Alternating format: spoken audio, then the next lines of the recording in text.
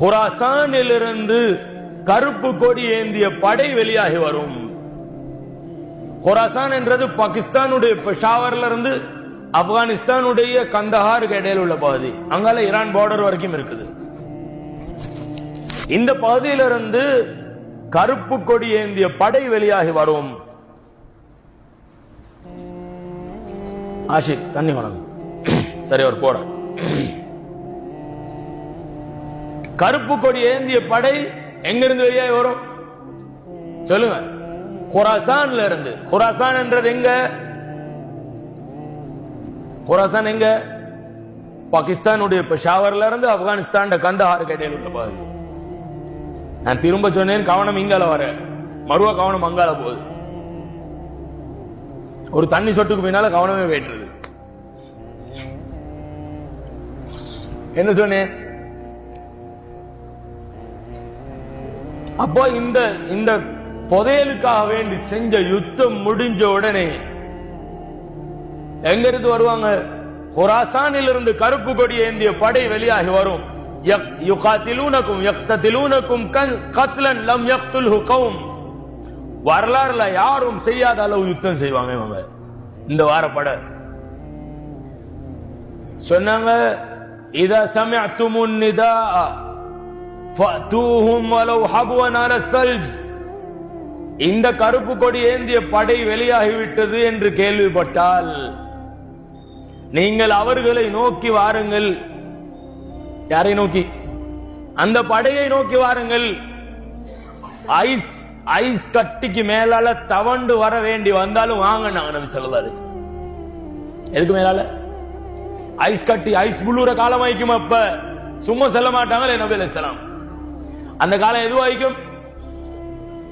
குளிர்காலம் ஆயிக்கும். அங்க ஐஸ் கட்டி விழுந்திருக்கும். நீங்க அதால தவண்டு தான் வரணும் என்று வந்தாலும் நீங்க வாங்கட்டாங்க.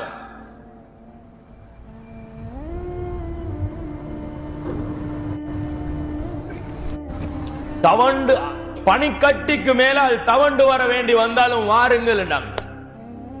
சொல்லிட்டு சொன்னாங்க, ஃபைன்ன ஃபீஹா கலீஃபத்துல்லாஹில் மஹ்தி. ஏனென்றா அந்த படையில் இமாம் மஹ்தி அலைஹிஸ்ஸலாம் இருப்பார் என்றாங்க ஸல்லல்லாஹு அலைஹி வஸல்லம். எந்த படையில? குராசானுடைய படையில. அந்த கருப்பு கொடி ஏந்திய படையில இமாம் மஹ்தி அலைஹிஸ்ஸலாம் இருப்பார் என்றாங்க ஸல்லல்லாஹு அலைஹி வஸல்லம். மேலான சகோதரர்களே, பெரியவர்களே, இந்த படை போய் சிரியால என்ன யுத்தம் செய்யும். அதுக்கு பின்னால அந்த நேரம் இமாம் மஹ்தி அலைஹிஸ்ஸலாம் வெளியாகின நேரம் இல்ல. எந்த நேரம் இல்ல? இமாம் மஹ்தி அலைஹிஸ்ஸலாத் அந்த படையில போய் யாருக்கும் கண்டுபிடிக்கல. ஆனா அந்த படையில இமாம் மஹ்தி அலைஹிஸ்ஸலாம் சொல்லுங்க இருப்பார். படையில ஒரு சாதாரண மனுஷனா இருப்பார். ஆனா யாருக்கும் தெரியா இவர் மஹ்தி. மக்கள் எல்லாம் போவாங்க, முஜாஹிதீன்கள், முஃமின்கள், நல்லவர்கள் போய் சேருவாங்க. இதுக்கு ஒரு சில காலங்களுக்கு பின்னால ஒருவர் மஹ்தி என்று தன்னை பிரகடனப்படுத்துவார் பொய்யாக. ஒரு பொய்யர். அவர் தண்ட பேர் முகமது என்றுவார், தண்ட வாப்பட பேர் அப்துல்லா என்றுவார். நான் தான் மஹ்தி என்று வெளியாகுவார். இவருக்கு முஸ்லிம்களில் ஒரு கூட்டம் ஏமாறும், ஏமாற்றப்படுவார்கள். இவருடைய தலைமையிலேயே யுத்தம் நடக்கும். இவங்க முஸ்லிம்களை அடிப்பாங்க,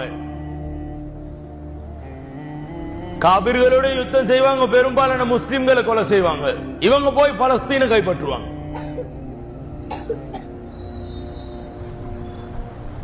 மேலான சகோதரர்களே, பெரியவர்களே, இவருடைய ஆட்சி நடந்து கொண்டிருக்க கொள்ள, யாருடைய ஆட்சி? இந்த பொய்யருடைய ஆட்சி நடந்து கொண்டிருக்க கொள்ள ஹிஜாஸ்ல இருந்து இமாம் மஹ்தி அலைஹிஸ்ஸலாம் வெளிப்படுவாங்க. அல்லாஹ் தஆலா ஒரு அழைப்பாளர் மூலமா ஏலான் செய்வான். ஏலான் செய்யப்படும், ஹாதா கலீஃபத்துல்லாஹில் மஹ்தி ஃபில் அர்தி ஃபபாயிஉ.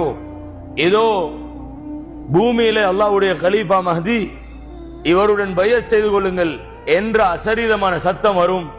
முஃமின்கள் அங்க போய் பைஅத் செய்வாங்க. இந்த செய்தி இவருக்கு கேள்விப்பட, யாருக்கு? இந்த பொய்யருக்கு பேர் சொன்னாங்க நபி அலைஹிஸ்ஸலாம் சுஃபியானி. இந்த சுஃபியானிக்கு கேள்விப்பட சுஃபியானி ஒரு படையை தயாரிச்சு அனுப்புவார், போய் இமாம் மஹதி அலைஹிஸ்ஸலாத்தை கொலை செய்ய. இந்த படை தான் பைதாவில் சுரி வாங்கப்படும். பூமி இந்த படையை சுரி வாங்கும் பைதா என்ற இடத்துல. அது கொஞ்ச நாளைக்கு போற சுஃபியானி மவுத்